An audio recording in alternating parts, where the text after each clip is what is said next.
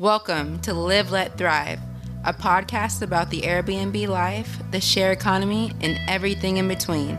Here are your hosts, Myka and Steve. Hello.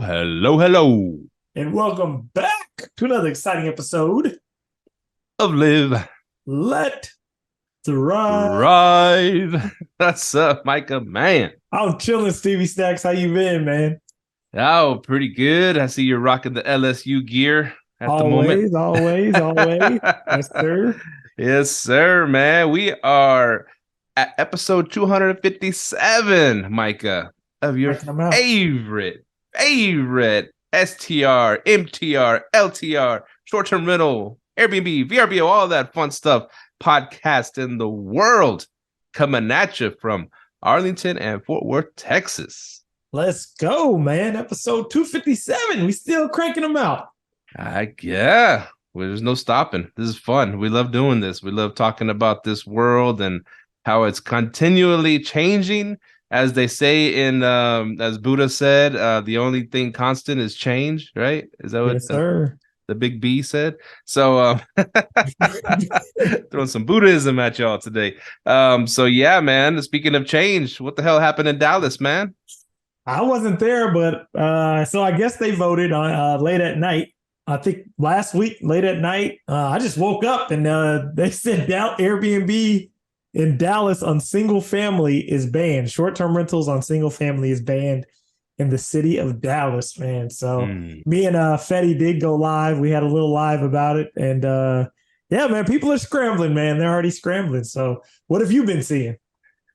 Yeah, I saw that, I saw when that went down, and I saw y'all's little live thing. That was pretty cool, pretty informative. And I saw people hitting up the messages on the Dallas STR and all those messaging, groups, whatever, we're saying, hey, I'm an agent. I'll sell your house. I'll sell your house. And then there's people, I'll buy your house. It's like, I see a lot of that. I don't see a lot of movement. I don't see a lot of half price houses or shit like that, or fire sales on furniture yet, because I think the big thing is they gave people until December. Yeah. It's not like Arlington said, oh, yeah, I got 1 month to get the F out. They gave everybody 1 month. And I think you got 2 extra months if you were doing everything by the book, so you didn't get a lot of time in Arlington to stop doing short-term rentals, but Dallas gave 6 months. That's pretty generous. I've never seen that before.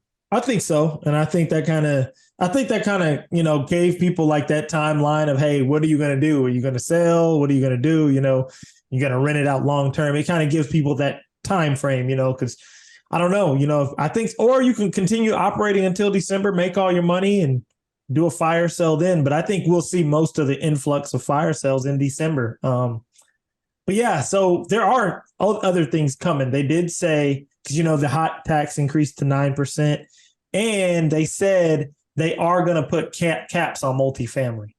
They didn't really get into detail, but I did hear they're going to put caps on multifamily, because all mine are multifamily in Dallas. I heard some of those caps, and one of it was kind of crazy, man. Because like only 3% of the building can do short-term rentals at some of these places. That's ooh.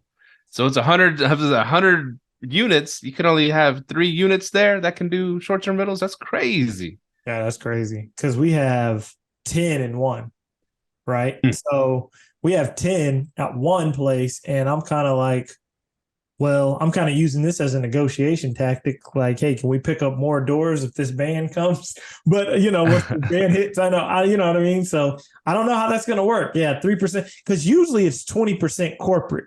10% corporate from what I've heard in the past, like only 10 or 20%. Well, corporate, that's different. That's 30-day plus. So correct. But I'm saying like that lease out there, right? Oh, yeah. So I'm saying if they come down on the city comes out on the apartment complex, which they have, by the way, they knocked on our door and like got with the complex on us, but the complex was cool. They were like, hey, just send the tax info. We signed up, paid our taxes, but I'm wondering how that's going to work. So No. When you sign up and pay your taxes, is there a screen that says, okay, how many months you've been doing this for? Yeah, it asks you when you started. Yeah. Okay. And what happens if you Hey, we Yeah, but if started you've been today. doing it a long time, then yeah, they're gonna go. They need that back money. So I'm amazingly midterm, so I'm barely paying them anything anyway. Once they realize, oh, he's mainly midterm anyway, they were like, yeah, because that's where it was with us in Grand Prairie when we signed up. We got the call from the city saying, "Hey, y'all need to sign up. We see y'all doing short-term rentals," and we signed up, and I saw that they had that page where, well, when did you start? And yeah. I was like, oh crap, we got to go back. We got to go retro. And so, if you've been doing it for a while, it'd be a chunk of money, man. It could be a chunk of money. Especially, if you've been doing short term on it for a while and ain't the midterm stays, it is going to be a chunk of money that you're going to owe. I know. And another thing is, you got to be careful because there is things that that 6 months also gives the city time to enforce it. So, Arlington, they went the host compliance route, which if Dallas does that, man, that's going to be putting some foot on some throats because, they go and find the operators for the city. So, yeah, I don't know what they're going to do to enforce it, but that's usually that's what Arlington did. Now, so the 6 month thing, is that 6 months to get signed up and to do short-term rentals, or is that at the 6 month, or you have to sign up like today to do short-term rentals? The 6 months is when the ban goes into effect. Okay. Yeah, that's when the ban goes into effect on single family. Okay. So when you say it's going to be enforced, go ahead. Because one of the arbitrages that we're doing over there in Dallas, our landlord started getting messages from the city saying, "Hey, we see that they're operating a short-term rental, or you're operating they say him, because he's the owner of the condo. Yeah, you're operating a short-term rental there. You need to go ahead and sign up. Here's how you sign up to pay the hot taxes and everything." And he's like, "Well," and it's funny because at that particular condo, the HOA doesn't allow us to do short-term rentals anyway, so we're doing midterm. We're doing midterm there, and we're doing really good there. And so he told him, "Listen, my there's a company that runs the midterm rental here, and they said Argis Rentals is the one that manages it for me, and they do only midterm because our HOA doesn't allow short-term." And he sent them that message. He's sending them to us too, just so we can see the messages. And the city sent back, "Hey, thank you for your prompt response, but according to these screenshots," and they sent like a whole bunch of screenshots of like from the reviews, from when people review us and blah blah blah. And he said, according to these, these look like they're short-term stays. But I showed it to Fed too, and he said that he goes, all those are midterm stays, but there's one, I think there was one that was like a 3-week stay. Someone just stayed 3 weeks or whatever. But he goes, all the rest of them are midterm stays. So they're just going to Airbnb and grabbing all these screenshots and sending them, "Hey, boom, you're on Airbnb. Look at all these stays. Start paying your hot taxes." But he's like, "No, we're using Airbnb as an advertising platform, and we're renting out, long term or midterm." The problem with that is the 14-day gap. So you get 14 days to leave a review. So they can't use the reviews as a way, because let's say someone checked out 2 weeks ago, you already got a midterm dude in there. They can leave a review right in the middle of that dude's stay. You see what I'm saying? Okay, that's why. Yeah, it's the 14-day gap. So they can't really use that. I mean, if you have somebody who checked out in May, let's say he checked out May 15th. He has almost to the damn near middle of June to leave a review. Well, at the beginning of June to leave a review. You know what I mean? So they can't really use that. But that does tell me they haven't hired anyone to really do their work. One thing I will say, if they're doing that, so if the HOA doesn't allow it and you're doing midterms, all you do is when you sign up, just let them know how many days you're renting out. And if it's over 30 days, you don't have to pay anything. Right. Yeah. So that was interesting. That just happened today. So anyway, they didn't get their facts straight. They didn't. I don't know, like you said, and it's from the city. It's not like you said a host compliance or whatever. It's actually it was from the city asking them to sign up. See, and that goes into that 6 month gap. Like, what are you guys going to do? You see this method isn't working. Maybe they go that route. You know what I mean? Yeah. And And so So here's the thing, interesting thing, and we talk about it on this show, right? And it's very important. It's because let's say like a big operator like Sean, he has a ton of units in like one complex, and if that 3% rule hit for him, that would be detrimental. You know what I'm saying? So but he's always preached it, and then we preached it on the show, is to put your leases into your LLC, right? Yeah, yeah. And so if push comes to shove and he has to shut down, 100 units or whatever the hell, 150 units, he can get out of these leases. Plus, he puts in clauses too, right? If the city changes the rules, he's able to leave his leases early. Mm-hmm. And y'all put that in your leases as well? We haven't put like the leave early clauses. We have clauses like, and I'll give you an example. This is a little bit different for we have clauses like if there's an inability to operate. So things of that nature. So hey, if there's problems where we can't operate, we have to deduct that from the rent. But exit clauses, I mean, most of them have 60-day notices. We're down to do a 60-day and roll out, but most of our stays are midterm. So even if, that's why I tell people, even if like they're banning short terms, midterms still in play. So it's about that diversification, because with you guys even said it, hey, we're midterm, and I don't know. See, with host compliance, I believe they can find out if you're actually midterm or not, so that's why it's always good to have your ducks in a row. Yeah, they'll go in there and they'll go in there and because here's the thing. I'll say it like with Grand Prairie, right? Mm-hmm. So we did have we signed up the houses that we could do Airbnb at. We signed them up to do Airbnb, we signed to get the permit and all that stuff, right? Mm-hmm. Now, one house that we got, it's in a little group of houses, and they have a HOA there, and the HOA doesn't allow under 30 days, but we're doing really good as a midterm rental, so it's all good. The only thing is we built the Airbnb to be over 30 days or whatever, and so. But anyways, host compliant or the city hit us up and say, hey, you need to, this one's on Airbnb and blah, blah, blah. It needs to be signed up. And I was like, oh, our calendar wasn't set. It's set on there, 30-day plus blah, blah, blah, blah. And the calendar wasn't set though. So they can go in there. All he does is tries to book like a short stay, you know what I'm saying? And then that tells him even if it's advertised as a corporate, people can still book it as a short-term stay. And they check the VRBO. So pretty much they check Airbnb and VRBO, right? And one more thing, Grand Prairie is a little weird. It's 31 days plus. Ooh. So I can't even put it at 30. I have to put it 31 plus days stays. So, and you know what? I was going to ask you that. That's the question that slipped my mind. I was going to ask you about the first one. Is it advertised as 30 plus days? Yeah. Okay. So if it's advertised as 30 plus days, that one you'd have to worry about. But Grand Prairie, I didn't know it's 31. But actually, that's what host compliance does. It checks your calendar to see, and I think it's automated. It checks the calendar and the city limits to see, can I book for less than 30 days or 31 days in Grand Prairie? Then they enforce it, because all their stuff's automated. It automatically comes to your house. I know you got it at your house and I got it at mine. I got it at mine from an old listing that got reactivated. So I was like, what the hell are you talking about? But that is what I wonder, because, host compliance does that automatically.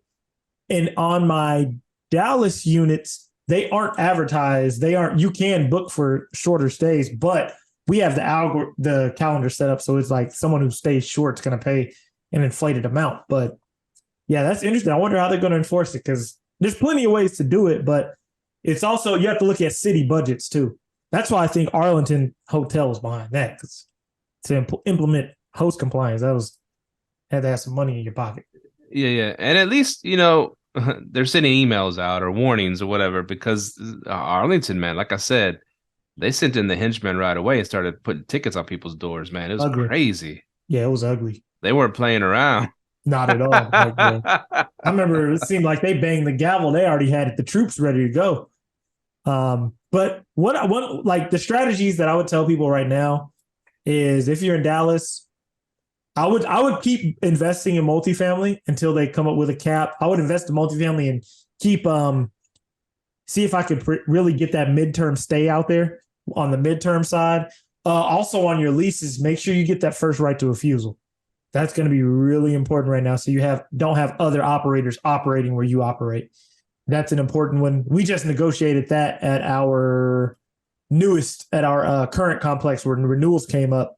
We actually did the first right to refusal. He was like, okay, cool. Yeah, you guys are the only one that are allowed to operate here. And if you're buying, only buy if it cash flows long term, because we have seen some realtors who been selling short terms and all of a sudden making double money because now they're going to sell your short term that don't work as a long term because you're banned. So got to watch these realtors out here. But now here's something that Fede, he's terrified. Federico, he's terrified of is and I know you're picking up new units in Dallas, and that's cool, but and you're saying, okay, well, it'll work if they do ban, if they, start banning them in apartment in multifamily, we'll be able to do midterm. But what are you not afraid of, like everybody turning their short-term rentals into midterm rentals and houses turning into midterm rentals? So given like a lot of like saturation in the midterm market in Dallas. I think there is going to be a lot of saturation, but I don't think people advertise. I think they're going to be depending upon the OTAs, in which me personally, I've always said, if you're getting it off the OTA, ain't really a midterm rental. You just got somebody to book a long period of time off of like Airbnb or VRBO. I think midterm is a business to business type of deal, which I don't think most people are going to do. I don't think most people are going to pick up that phone, get on the phone with the housing agency, insurance company. Like, we have active marketing going out. And I think that's where the problem's going to stand. So what I would do if I am going to, like right now, I'm picking them up, I'll partner with you and Federico. So when we talk to these insurance clients, they come to us. Now we have a conglomerate of units. I think that's where you have to go, start partnering with other operators, the business operators like us and other people. Professional operators. Yeah, the professional operators. Now here's let's dive into midterm right now, since we're on the topic already. So I'll say this, and it's first of all, thank you for the MailChimp tip, because oh man, I mean, that's been a huge game changer. We've become, because we're I know you said you do it every few weeks or whatever, but we've been blasting every single day, man. So we've been hitting them every single day with 3 different properties. Boom, boom, boom, boom, boom. They got it in their heads. Oh, this is Argus Rentals. Yeah. And they're responding to these emails saying, hey, I need something here. You got something for me? I need it ASAP. I need something, boom, boom, boom. And they're calling me. They know me by name now, these companies, man. I'm Argus Rentals. I got all these freaking units, and I've got a ton of partners. We're picking up a lot of partners as we go. My assistant, man, he just hitting hammering. I'm getting phone calls all day. Hey, yeah, we want to be on your database. And so the only problem is, and we're getting all these units, right? We're getting all these partnerships, and then and we're getting a lot of phone calls from these corporate housing providers, right? They know us first name basis. But I'll say, okay, I'll either send them something that we do have. I'll send them, if we don't have it, I'll send them something in our network. If we don't have it in our network, we'll go track one down. And my shout out to Manu, Feda's brother, who's my assistant. He finds something like that'll work for them quick. You know what I'm saying? He's good at that. Even if we don't have it or our partners don't have it, he'll find it. And they'll be like, okay, that looks good. It looks good. We got to send it to the adjuster. And this happened to us last week. I was on vacation, and it was around Wednesday. And she reached out to us. She wanted one of our properties or one of our partners. We found one for her, perfect one. We were gonna rent it for $3,000. We were gonna rent it for $3,000 and rent it to them for $4,000. That's the spread. We were gonna make $1,000 a month on this 4-month booking, right? Mm-hmm. Had it all locked up for her. This guy was cool with it, ready to roll. And I messaged her back. She said she liked it. They liked it. I'm gonna send it to the adjuster. That was last Wednesday. Nothing. Thursday, hey, anything? Come on, we got this place available for them. Anything? You heard anything? Still waiting on the adjuster. Friday, anything, all the way up to 5 o'clock, because I know they clock out. That's another problem I get to. They're on freaking bankers hours doing corporate housing. Fuck that. Anyways, sorry, I get fired up because what they're doing is antiquated and outdated. And so nothing. Waiting on the adjuster. Saturday, of course, they're closed. Sunday, of course, they're closed. Monday, they finally get back to me. Hey, we got approval. We want that place. I call up that dude. Hey, man, we got approval for that 4-month booking, blah, blah, blah. Oh man, I already rented it out for a month, and they might extend, so it might be 2 months. I'm like, fuck, And I told her, you waited too long. I was like, y'all need to, you tell me you need something ASAP, right now, right now. What you got? What you got? And then you send it to the adjuster, and they take like almost a week to get back to us. How are we supposed to hold our places for a week for somebody to book? You know what I'm saying? So they're what they're doing is antiquated, outdated.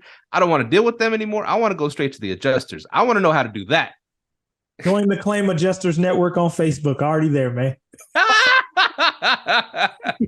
There's a Claim Adjusters Network, and they have adjusters meetups all around the town.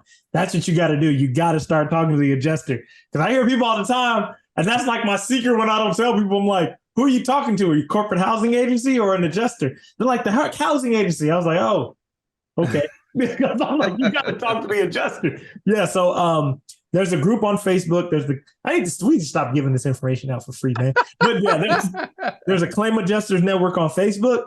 And you can also they have meetups around town. Mike sent it to me. Our local one is in Grapevine. That's kind of far, but I'm willing to go out there. But yeah, you got to get in touch with the adjuster. The adjuster, really, you want to be in touch with the client because the client has access to the damn adjuster, right? So once you get the client, that's really your end game. Because what you want to do is when I'm emailing them, I'm trying to get the client. So I'm telling them, hey, this place is available, but I'm taking that forward action. When would they like to tour? Because what they're doing is they're going to send you the actual person. The number, yeah. There you go. And then you're like, hey, how's your adjuster feeling about this property? Because that person can give you a faster answer than the corporate housing company. So yeah, the adjuster and the person who's on the insurance policy. That's been my biggest hit. That's a pro move right there, y'all. Pro move because yeah, there's okay, here's the thing. So there's 4 levels to get to us, to get to the place, because like I said, I'm dealing with someone outside of my network. I'm locking in their place. I got it locked in. Then it's me talking to the corporate housing provider. Then it's the corporate housing provider talking to the adjuster, and it's the adjuster talking to the client. Actually, there's 5 levels, man. So it's all, if you cut through all that shit and get straight to the source, that's golden right there, man. There you go. And that's what I'm trying to do with my subject to stuff. So that's another story altogether, What do you mean straight to the source on sub 2? Let's go into sub 2. We'll go in that a little bit because we're on midterm. Okay. So like what I've noticed, if there's an agent, if even one agent between me and that client, that the person selling their house, that agent could really fuck things up, because first of all, they don't fully understand what's going on. And second of all, they can't explain it to their client well, and they get in the middle. And yes, you got to try to educate them. You try to show them this is, everything's cool here. All they know is they take their little 6-month, sorry, there's some great agents out there, whatever. Not want to offend nobody, but you take your little 6-month course. They tell you this is how you buy a house, pre-approval, get a mortgage on it, go buy the house and then go through the bank and close it, the title and blah, blah, blah, blah. That's how you buy a house. But no, there's millions of ways to buy a house, right? So first, the first barrier is agent. Now, if you have 2 agents involved, that's 2 barriers, right? 2 agents. How does that work? Well, if I have a buyer's agent, you know what I'm saying? And then there's a seller's agent also. So them 2 in the middle of me and that client. I'm just agent, are you? Huh? You aren't using an agent, are you?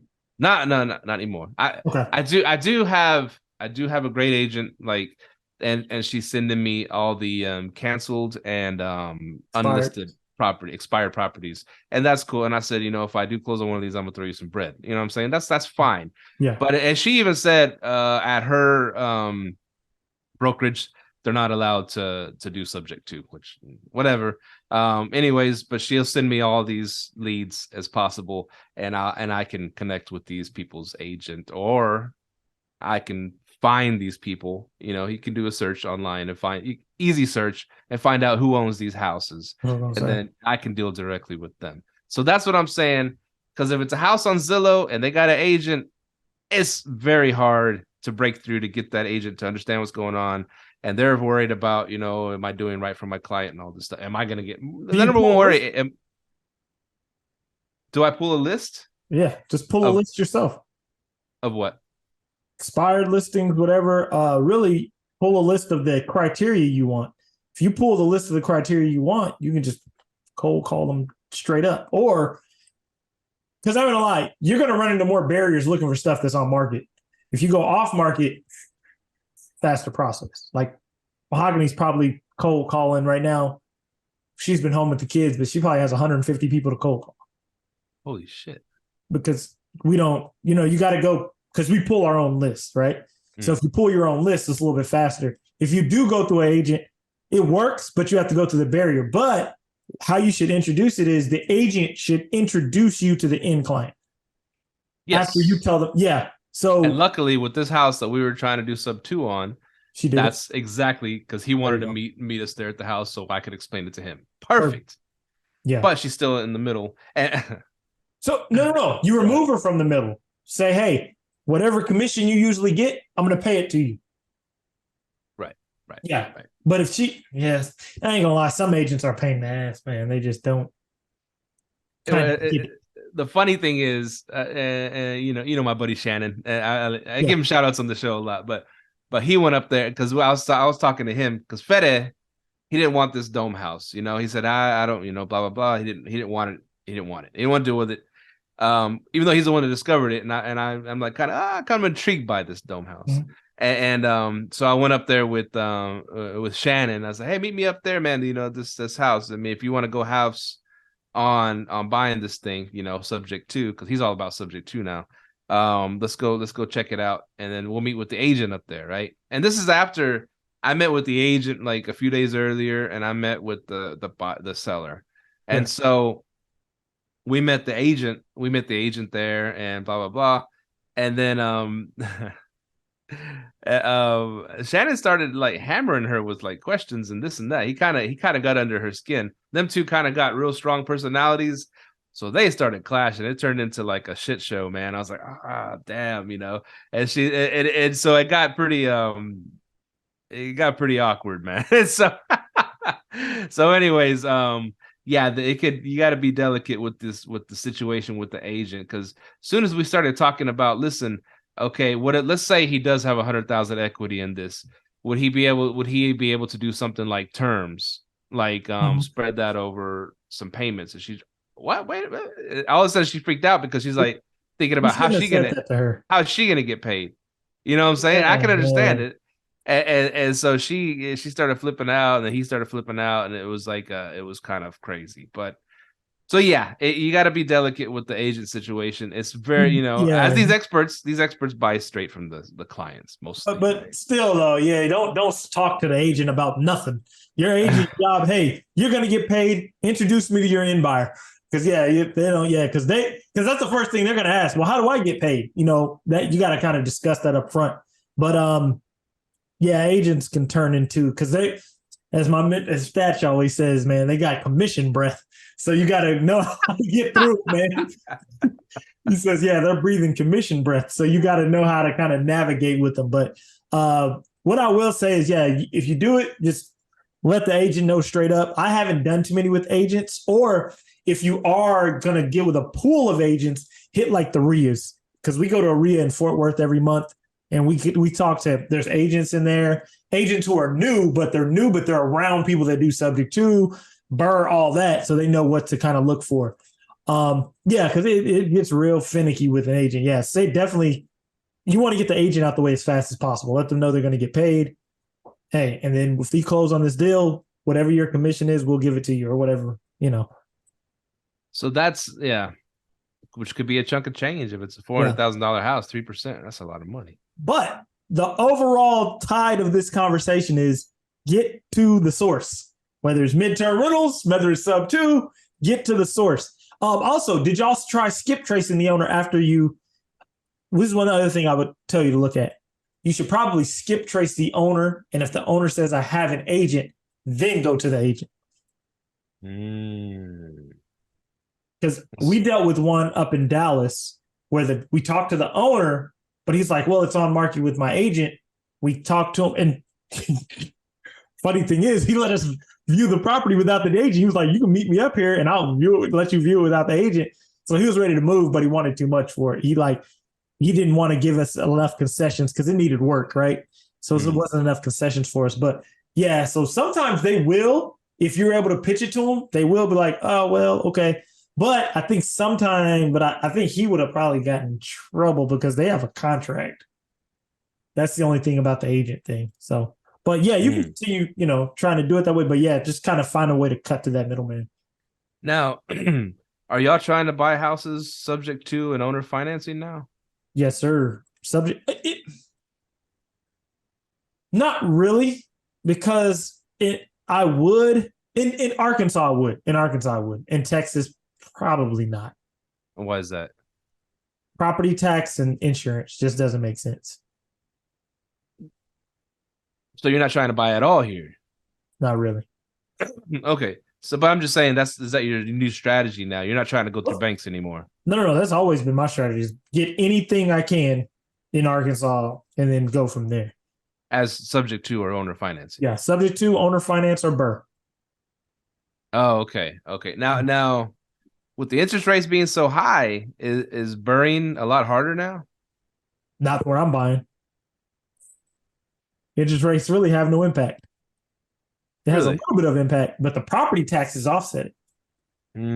See here, even if you sub to owner finance, payment might have to go up because of that property tax. Unless it's paid off. You know what I'm saying? You can do owner finance if it's paid off.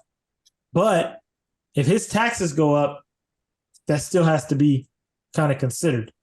Because even if you pay off a house in Texas, your property taxes can still be $12,000 a year. That's $1,200 a month. That's a whole mortgage. See what I'm saying? Right. Yeah. The property taxes kill around here, man. Yeah, that's why I've been going to neighboring states. I'm looking at Memphis too. I'm looking at some of Memphis, huh? Yeah. I've always wanted to go to Memphis because it's bigger. It's like 700,000 people there. Drive-through city, basketball team. They got the people coming there. It's so Memphis is definitely one I've been looking at as well. Oh, interesting. Yeah, but I'm still mainly focused on Arkansas. Go ahead. I was looking at some of my topics here. Okay, I've noticed, African ladies are hitting the arbitrage thing hard, and I'm saying that because we're getting hit up tons of messages off Zillow and stuff, trying to arbitrage our arbitrage. You know what I'm saying? Yeah. And it's all these African girls. I'm like, wow. I guess it's cool in a way because it could be all the way over there, and they can make money. Just on other people's stuff. Over here. No, I'm looking at their Facebooks and stuff, because they got names that I could easily look up, it's a lot of letters and consonants. And so I'm looking them up. They're in Africa and they're trying to run the game here. You know what I'm saying? That someone spread the word all the way to Africa. Hey, you go on Zillow, you get someone's place and you can rent it to someone else. You know what I'm saying? And they're finding these I wouldn't say VAs because they're doing it for them. They're doing it themselves. And like I talked to one before because she's saying, I got some over here in Florida. I got some. What arbitrage are you looking for? And she won't give me the address until I gotta sign a thing with her and this and that. And she says, look, I'm on what's it called? Fiverr. You can look me up on Fiverr, my profile. I've done all these different, you can look at my things. That's a VA, bro. No, it's I know VAs are on Fiverr, but she's doing it herself. It's her business she's doing. She's on all the Facebook groups. I don't know. She's hustling, dude. These girls are hustling. I have people doing that because my boy Norman, he have them straight out of Nigeria doing it. But a lot of people do it and then they cut it back. There's a few ins and outs of it, but because I had my CPA was telling me to do that. He was like, a lot of them run a whole business from over there. But yeah. I mean, people are doing it all the way from over there. There's no excuse for you not to do it here. You know what I'm saying? And then they're trying to arbitrage your arbitrage. Yeah, or flip it to someone else to arbitrage. You know what I'm saying? Here's the thing, because they'll get this is what I'm seeing. They'll get the yes from me. Say, oh, you want to rent my place for $3,500 a month? It's fully furnished, all bills paid. Okay, well that sounds good, and then that's where they're gonna lock it up. and then they're gonna go shop it online. Hey, I got this place in Grand Prairie, $3,500 a month, fully furnished, all bills paid, and you can make it an arbitrage. So they're not gonna want it. They don't want to rent it themselves, but they're gonna flip it to someone else. They're gonna charge. They're gonna charge a $500 finder's fee and 3% of, I don't know, whatever their fee structure is. So that's their thing. They're trying to lock these up and then ship them off and sell them to me or you or somebody that's looking for arbitrage. You've been still getting hits on that in this market? Yeah. Oh yeah. We just got one today. I can't even read her name. It's a lot of letters. I'm like kind of interested in doing that. Like just flip it off if that's what they want to do. Because I'm in the point where I realize people don't really care about what really makes sense. Like I'm like very transparent with people I manage for, but these people who are just out here trying to hustle and make a buck, they'll do anything. And I'm just like, y'all gonna set yourself up for financial suicide. And I'm willing to help you do that by selling you a bad arbitrage. Because I haven't been getting hit up as much, but I'm thinking about putting some stuff out there. Because I didn't know. Yeah, and okay, now I remember how she set it up. In Fiverr or something like that, there's a way for us to like put that $500 finder's fee or whatever in an escrow, right? Mm-hmm. And then she said that's what, I'm not asking you to send me $500. We'll put it in an escrow. Soon as you get I'll give you the information, and then as soon as you sign the lease, then you release the escrow and I get paid out. And I thought that was pretty cool. That's a good idea. That's yeah. See, yeah, that's the easy hustle. See, but right now, like instead of arbitraging, like I'm loving the management thing. Like I got 3 new management houses coming up. One of them we just started in Mansfield. That one was crazy. Someone paid $5,200 for 3 weeks over there. I was like, damn, in Mansfield. Ooh, shit. Yeah, I was like, damn. So yeah, I'm interested in Mansfield. Is it legal there for? Well, you're doing midterm anyways. Yeah, it was a midterm, but no, it wasn't even really. Oh, it wasn't a midterm. 3 weeks. It was only 3 weeks. Is short term legal there? Yeah, short term's legal there. You register now? Do you register and stuff, or is it just not illegal? It's one of those where it's not illegal, and a lot of people aren't going to go to Mansfield because it's south, and most of the people who own in Arlington live in Mansfield, and they're like, Mansfield ain't going to make no money. Because remember that night we went to that thing, most of those people lived in Mansfield. So yeah, I was like, damn. I mean, and it's like a 3-bed, 2-bath house, nothing special, just a backyard. No, see, I love South Grand Prairie, and that's all hugged up on Mansfield right there. South Grand Prairie is touching Mansfield. Yep. It's doing great for me. Yeah. And I was thinking of going into Mansfield, but I what you told me in the past, you're like, if they don't have regulations in place, you don't want to mess with it, right? Yeah. And so I'm like, I could see like, okay, because there's some high-end houses in Mansfield. I could see start like Airbnbs pop up, and then I would avoid those. See, and that's the thing. I tell you, avoid the high-end houses. The high-end houses are what bring the regulations. I'm serious, man. NIMBYs. Yeah. Get you like one of those because this is like a middle of the pack house. This ain't no great house. They have, the office space, all that good stuff. But man, it was killing it. And then I got another one coming up. This one's going to be in Seagoville. So I kind of been okay, Dallas is banned. Let me find the houses that are around the area and I'll mess with those. But I'm only managing them. I'm not arbitraging, I'm only managing. But it's good money, man. One I'm doing also, the one in Seagoville is a brand new build. Just got through. Everything's brand new.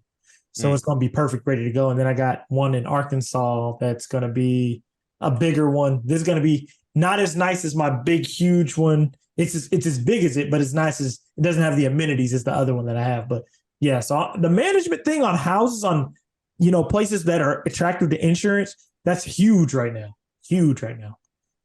So, and this lady who booked, she had water damage, but she booked through Airbnb. I guess she didn't know she could use her insurance, but they might reimburse her. You never know.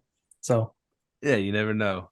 Man, so I told you, off mic that my house in Hearst, right? Yeah. That it's the lady that was there, they left, the tenants left. And so I'm getting it ready, getting it, fixed up, ready and everything. Now here's the thing. I've always just, made it a long term for, set it, forget it. It's been no big deal. But should I make it a corporate rental? How far are there any local? Well, Bell Helicopter's up the road. No, not that. I'm saying, is it a mid-terminal market? Have you gone and looked around and seen, are there any extended stays in your area? Yeah, there is. There is right off Well, yeah, the make it a freeway. midterm. But the thing is, do you have you done like research to see who's coming to the area to see if you could consistently keep it filled?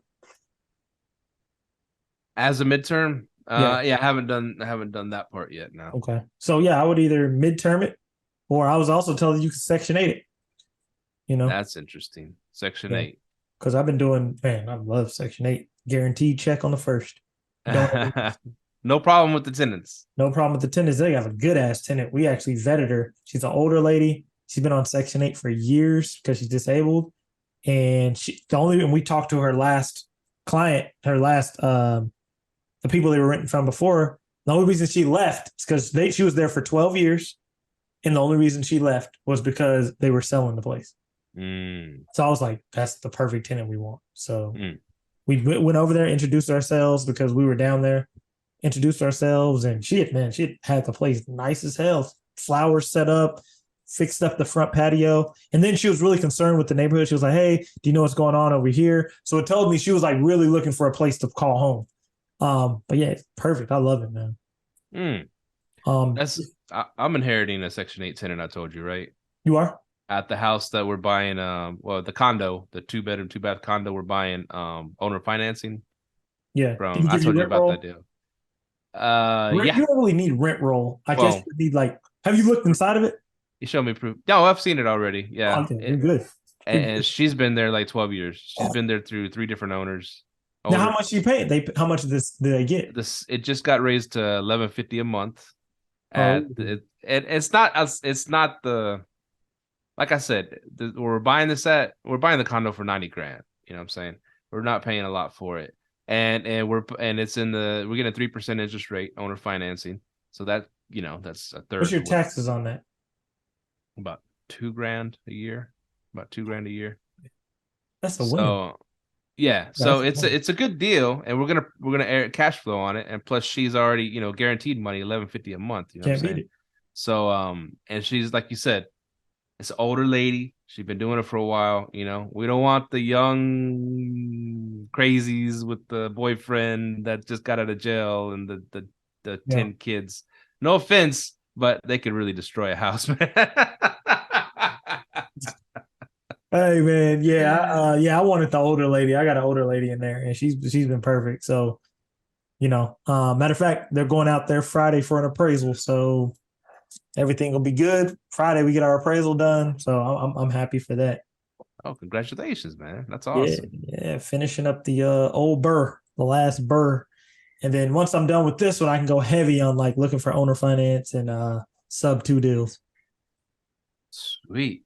Now, with our businesses growing as they are, and we still, you still have our day jobs. And does it get overwhelming for you? There's so much going on, so much different stuff going on. Man, that's me and Mahogany tag team it, man. Yeah. Tag team it, and we got a good ass VA. So that's like really been helping. Then plus we're mostly midterm, so it's not much for us to do. Yeah. So if like you said, if you have an assistant, you're good to go. Yeah. Here's another thing on that note. I got an assistant, and he's really a badass, like I said, right? And so I'm developing these sales funnels, which are critical to any business, right? You got to have a sales funnel. Got to, man. And so he's hitting up everybody on every platform and this and that, sending people my way. My phone's ringing all day. Now, here's the problem. He's too good at it, and I'm getting too much shit sent to me. So now I need to figure out, either he's going to have to start getting better on the phones, to start talking to these people. He's got an accent, thick accent, but he understands pretty good. It's just the nuances of trying to close a deal with somebody. You know what I'm saying? It's, if I get on the phone with somebody, it's a high probability I'm going to close a deal. I'm going to either get us another client, get us another whatever, or get us an arbitrage.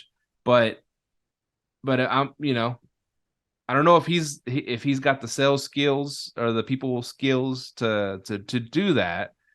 But if not, I'm gonna have to find someone else to help because he's sending a crap load down the funnel. It's all going to me, and it's getting overwhelming. Yeah, your business will grow if you do that. If you hire, he's sending the deal and somebody else is closing it. You hire a closer, your business will grow. Yeah, it's how you have to look at it. It'll grow. That's a good thing. Maybe I'll put my wife on that. Maybe I'll use her, like you and your. She's an employee of the business, right? That's true. There you go. Heck yeah. Man. Because that's what Mahogany does. She calls and closes the deal. And then any overflow that I can't take that comes through like our business line, she's there, can handle it. And of course, that's one thing I haven't done is gotten VAs on the phone yet. That's one thing I haven't done, and I may look into doing that. So I haven't got them on the phone yet. But this is one thing I'm going through right now. Have you dealt with a pain in the ass owner from arbitraging? From arbitraging, I'm thinking. Let me see. Not from arbitraging, from managing, of course. Managing clients, yes. But arbitraging, no. I will tell you, definitely vet who you arbitrage from, man. Me and Mike are going through a hell of a time with this owner, bro. Like the Plano lady, you told me. You were saying, bro. So we basically gave her a 60-day notice. So we gave her the 60-day notice, just like it was in the lease, because she just kept doing like shit, showing up while guests were there, getting plumbing fixed under the house, just shit. And then like we have a clause in there. This is why I was talking about the clause earlier. The clause states, hey, if you do anything that disrupts the stay where we have to refund the stay, we're going to deduct it from the rent. So the other day, they go start pulling up dirt up to the walkway. She has all the pipes exposed to the house. And the guests ended up, he didn't cancel. We refunded him the first night because he couldn't let his dog in the backyard. And this lady, she's been doing this shit ever since we put the 60-day notice in. So I'm like, yeah, you can tell. So I'm like, okay. So I was talking with Mike. I'm like, bro, let's just deduct. Let's not pay her. We don't need to pay her that $375 or whatever we had to deduct. And he was like, I don't want her to take legal action. And then she sends these long ass texts. Oh, by the way, you guys let the grass die and you guys didn't take care of maintenance, which I had to go relook at the lease. And I'm like, yeah, we did fail on that part. We didn't water the grass, whatever. But there's other stuff she's just doing. Like she'll walk in the house while guests are there, start looking around. You're just like, bro, what the So I'm like, yeah, we're getting away from this lady. But this is what we didn't do. We didn't vet it. I found out this is her first rental property. So it's like her baby. You know what it is? Yeah. So it's like, okay, she's about to just be a pain in the ass. So that is one thing I tell people. Definitely vet who you arbitrage from, bro, because this has been a pain in the ass. That's such a good point you made, because we've picked up arbitrages from people that have multiple rental properties and that are still actively looking for more. Either they're buying them and fixing them up and putting them as rentals, or they're flippers or whatever they are. But the people that we're picking them up the houses from are people that are active investors, and they ain't got time to go measure how tall the grass is and all that crap with the ruler. Yeah. They don't got time for all that because they're actively trying to get more and more rentals.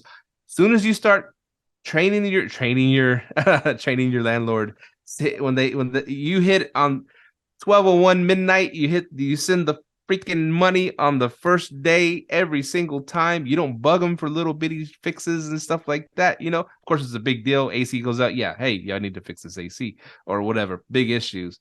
But I'll debate with Feta sometimes, especially if we just pick up an arbitrage. Hey man, the toilet this or the garbage disposal this. I said, dude, let's just handle these small, they might cost a little bit, maybe $100, maybe a couple $100, but I say, if we start hammering her with these little things on the first month or two, it's just going to set a bad precedent. Yes, because that's your pitch. Is I'm going to remove that small shit from you. That's your pitch. You're right. See, and this is another thing I had. damn, slipped my mind. I was gonna ask.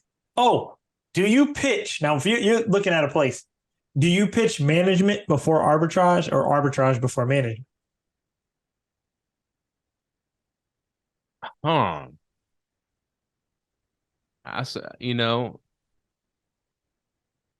Damn, that's a good one. Because yeah, I've been pitching arbitrage, man. Not, I mean, See, yeah, I've been pitching arbitrage first. Yeah. this is what I've been thinking about doing in Dallas. So you got 6 months, right? Mm-hmm. Even the places around Dallas, because right now, even the places that where it's no regulations, this is what I've been thinking about doing just to get your hand in the pot. I'm only pitching management. Therefore, I don't have to come up with any funds out of my pocket. And I can just take all my money and have it sitting there for the next place I want to buy, the down payment on the BRRRR, whatever it may be. Because, man, I'm making killing doing management, man. I'm looking at the numbers like, shit. For cash on cash return, 0 cash in, 100% return. Time on cash return. That's all it is. Ain't no cash involved. I'm like, damn, okay. So that's what I'm thinking. Go ahead. Yeah. Oh, I interpreted your question wrong, because ones that I go out actively say that's gonna be a good arbitrage, I'll hit them up for as an arbitrage. But Manu's looking at people that are already running their Airbnbs and that might be looking for a management. That's a different side of it. Yeah, for them, 100% management. We're trying to first, become a good partner with them. Say we got a lot of leads, blah, blah, blah. By the way, and they always ask, it says on your site you offer management too. Yeah, and then I just do my management pitch.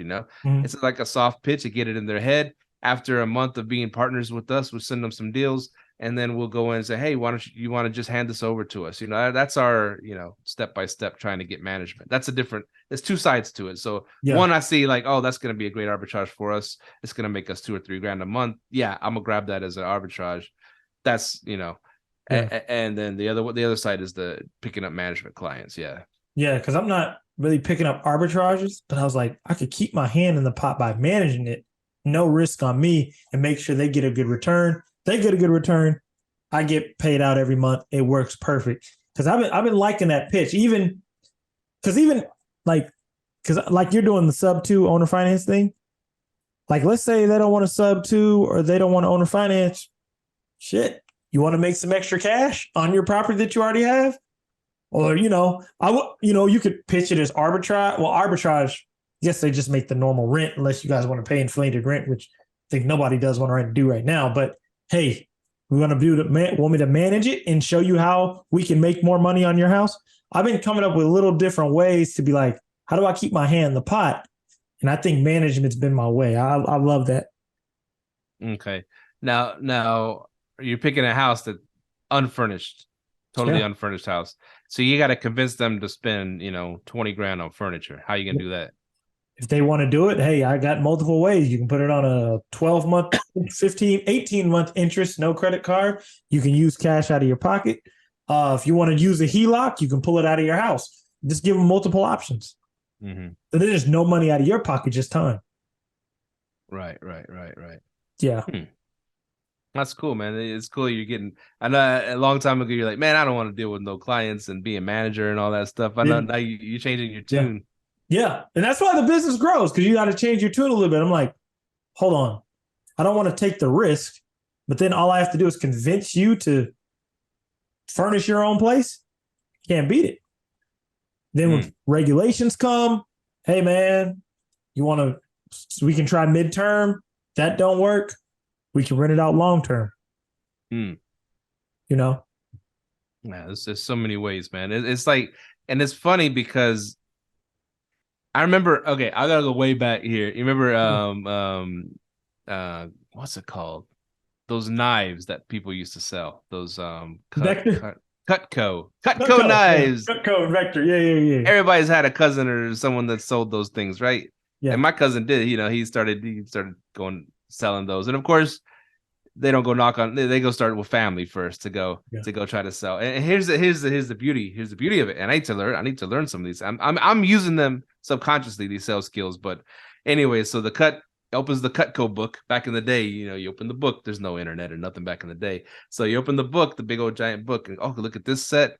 You can get you this nice set for $2,000. Blah blah blah. It has this and this and this and this. And there's okay, $2,000. Who's gonna pay $2,000?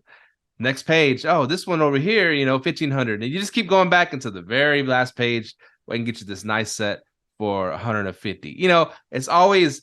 It's never just one sales pitch, right? It's always you give them different options, right? That's what I'm discovering, because they are, okay, yeah, we offer full management, we do this, and we handle all, explain everything we handle, right?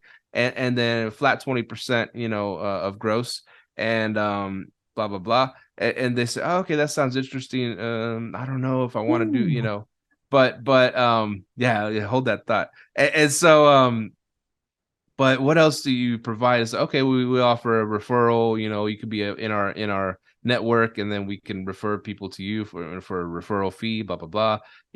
So I got those two things. I need a third thing. I need a third jumping off point, because you always have the small popcorn, medium popcorn, and large popcorn. You want to price it where people go, oh, I want to get the large because the medium's almost a quarter less. You know what I'm saying? How we do it is, this is how you do it. Like, I like how you said that, right? So they're usually going to get a large if they want a family. If they're by themselves, they probably want the small. What we have to do is identify their pain point. That's where we have to start. Hey, you need to sell this place?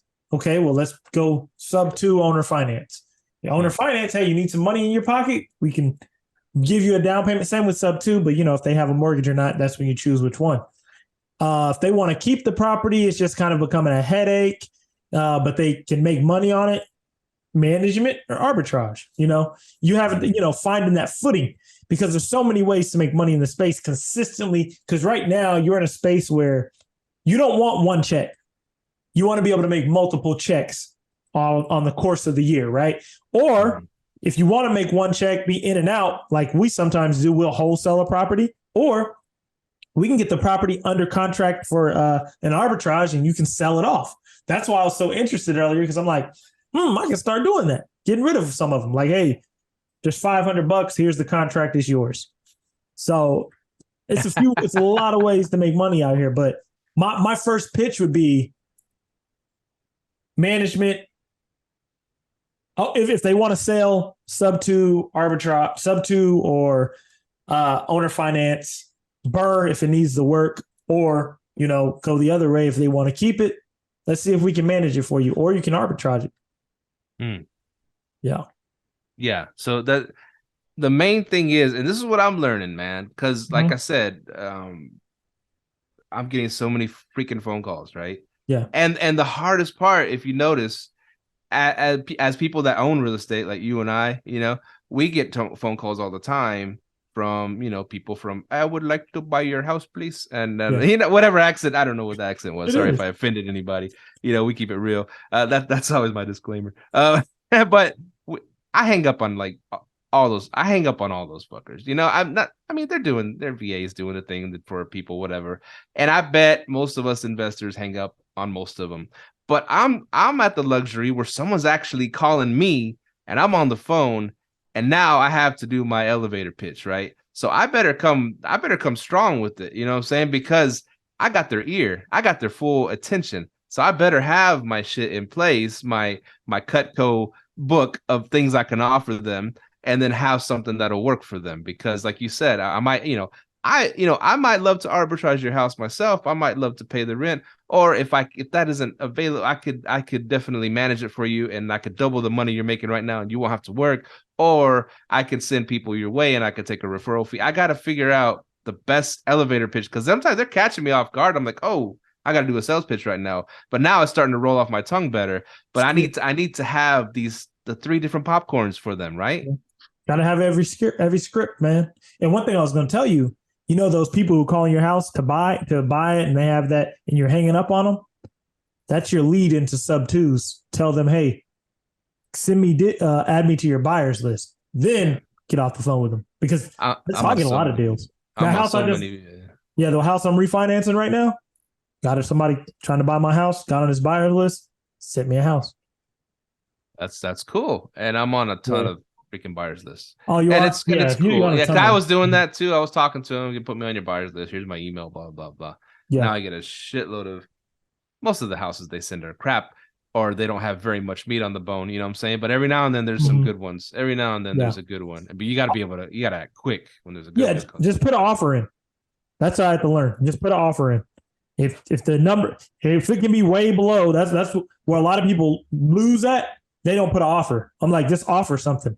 If he's offering, 150K, and you know it's worth X amount in its current condition, put an offer in. Then you're allowed to go see it.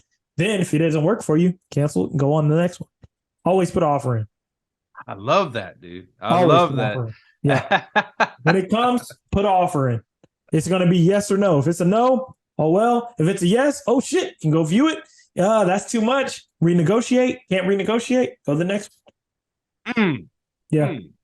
And that's what I love. That's what I love, man. It's just it's the law of numbers, man. It's a law of numbers, right? If you ain't sending no offers, you ain't gonna get a house. That's simple. Straight up, man. Straight up. Yes, sir. Just put an offer in. And that's what frustrates me most, because I have spoken to someone before, especially about my first rental property with the tenants that I ain't too happy with, whatever. But I was always, sometimes they'll catch me on a day and I'll talk to them. Okay, well, how much will you give me for this house? Oh, well, we have to send out somebody to go look at it. And I was like, give me a freaking number, right? And I will contemplate, even if you're just bullshitting. But anyways, so that's another, man, you're dropping gems today. Always put an offer in.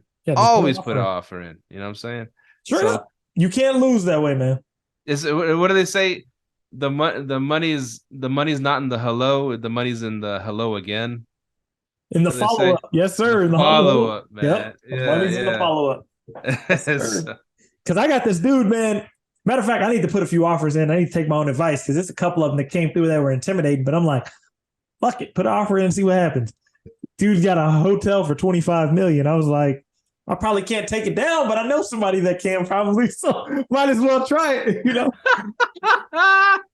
Right? I mean, yeah, if the deal's good enough, the money will follow, right? Straight up, man.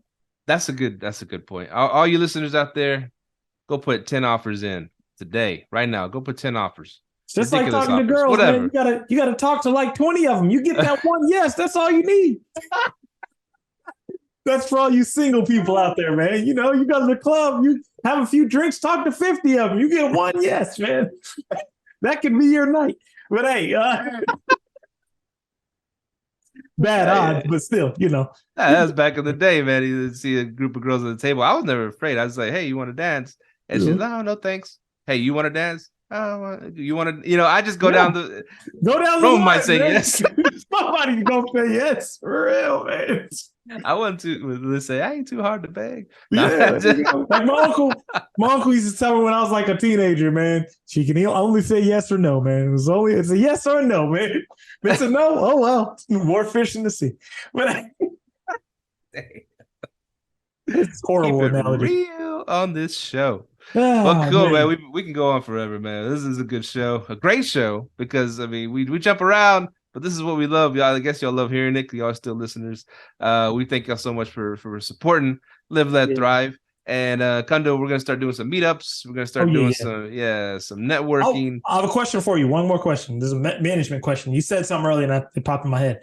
You said you charge 20% of gross, or do you charge 20% of the accommodation? So we've always done. Here's the thing. We've always done 20% of gross, minus the cleaning fee, right? And so we've been talking to Mike Brown saying, dude, it should be just 20% of everything, right? That's what y'all been doing. 20% of everything, like gross everything. Damn, no, I just charge 20% of the accommodation. Because if you're charging 20% of the cleaning fee. That's what Mike Brown said. He was doing at one of his houses, 20% of gross income. So if they made $5,000 a month, he's getting 20% of that. That's what Mike Brown told us. I don't know if he's still doing that, but anyways, because we were like, damn, you're taking a chunk of that cleaning fee, and Hey man, he got it like that. Mike Hustling Brown, man. Yeah, Mike Brown. Oh yeah. You know how he says, oh yeah. Oh yeah. Oh yeah. Take 20% of that cleaning fee. Damn, I didn't do that. I just take 20% of the accommodation, like 20% of the accommodation. So then they can even make a little money on the cleaning fee if they want to. You know what I mean? That's how we've always done it too. Yeah. You know, that's how we've done it. But hey, Mike Brown, man, the assassin, the silent assassin. He's downtown sneaky. Mike Brown, man. Downtown Mike Brown.